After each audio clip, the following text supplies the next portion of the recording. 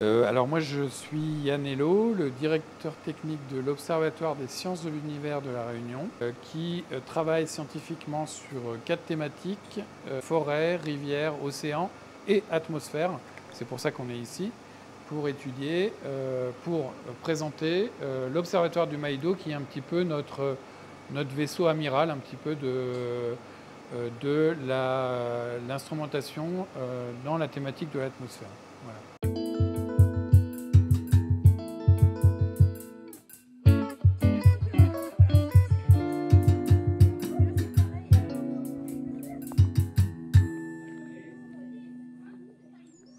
Donc ici, c'est la terrasse principale où on a en gros les têtes d'instruments qui sont un petit peu les yeux et le nez de l'observatoire.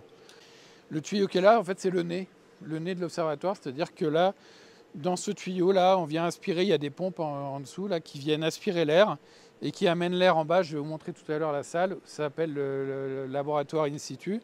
C'est là où on vient analyser l'air en fait. Donc on vient analyser l'air de tous ces composés. Alors, dans les deux modes d'observation, hein, donc soit le jour, où là, typiquement, on voit d'ailleurs que tout à l'heure il faisait beau, c'est-à-dire qu'on était dans la troposphère libre. Ici, maintenant, on commence à être dans une atmosphère qui est très affectée par le relief, en fait. Et donc, on a ces deux modes d'observation, la jour et nuit, où on observe vraiment deux types d'atmosphère. C'est aussi ça, par exemple, là, c'est des prélèvements. Donc, on vient étudier le mercure atmosphérique, par exemple, souvent qui vient des productions volcaniques, le mercure. Donc ça nous intéresse de savoir un petit peu les quantités de mercure dans l'atmosphère. Puis quelques instruments passifs, donc des caméras là, qui regardent, par exemple, cette caméra-là regarde des éclairs au-dessus des nuages quand on a des grosses perturbations la nuit. Des éclairs qui vont non pas des nuages vers le sol, mais des nuages vers l'espace, par exemple. Là, cet instrument-là qui est en train de bouger, donc c'est régulièrement, toutes les heures, là, il analyse la lumière. Donc c'est un instrument passif qui analyse la lumière diffusée ou directement du soleil. Les radars, on envoie un stimuli, c'est un stimuli électromagnétique. On envoie une onde électromagnétique qui a la particularité d'être réfléchie par le métal. Voilà. Donc les premiers radars ont été construits par les marins encore, surtout pour voir un peu les gens qu'il y avait autour. Donc ils envoient des ondes régulièrement un peu partout dans l'espace. Et puis ils comptent le temps entre le moment où on envoie l'onde et puis le moment où on reçoit un écho. Ils comptent le temps et comme ils connaissent la vitesse, ça nous donne des informations sur la distance. Donc ça, c'est la source, les lasers qu'on a ici. Donc c'est les lasers de classe 4.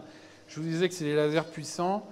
La puissance optique de ce genre de laser, c'est entre 10 et 20 watts, puissance optique. Pour vous donner un élément de comparaison, un petit pointeur laser que vous utilisez pour faire une présentation, c'est 1 milliwatt. Donc on a des puissances qui sont plus de 1000 fois supérieures à un petit pointeur laser. Pour vous dire un petit peu le danger qu'il y a avec ce genre d'appareil. Voilà. Et ce lidar-là permet d'aller jusqu'à la stratosphère pour analyser l'ozone stratosphérique, donc le bon ozone. Voilà. Ça, c'est des composants qui valent 140 000 euros en gros pièces. Voilà. Pour vous dire un petit peu le matériel, l'argent qui est là-dessus. Voilà. Et donc, là, la particularité, c'est que au point focal de tous ces télescopes-là, on a des fibres optiques qui vont dans cette salle-là. Et dans cette salle-là, il y a tous les détecteurs qui sont du même type que ceux-là, qui sont là et qui viennent analyser un petit peu la lumière reçue. Voilà, on peut ouvrir le toit. Je ne vais pas vous l'ouvrir complètement parce que c'est super long. Et pour laisser passer les lasers, voilà. Donc on l'ouvre la nuit à partir du coucher de soleil et puis on le ferme jusqu'à 1h du matin.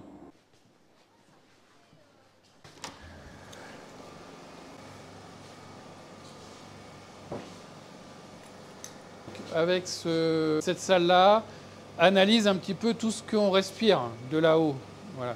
Et donc l'air qui arrive ici, là, du tuyau, là, il est distribué sur plein d'instruments. Il y a tous ces instruments-là, c'est pour la partie aérosol. Voilà. Donc on s'intéresse à la physique de l'atmosphère et non pas à la qualité de l'air. C'est deux choses qui sont complètement différentes. Nous, ce qui nous intéresse ici, ça fait 12 ans que l'observatoire est installé. Nous, ce qui nous intéresse, c'est les tendances longues. Voilà, c'est ça qui nous intéresse, c'est de voir un petit peu, sur plusieurs années, un petit peu comment tout ça évolue.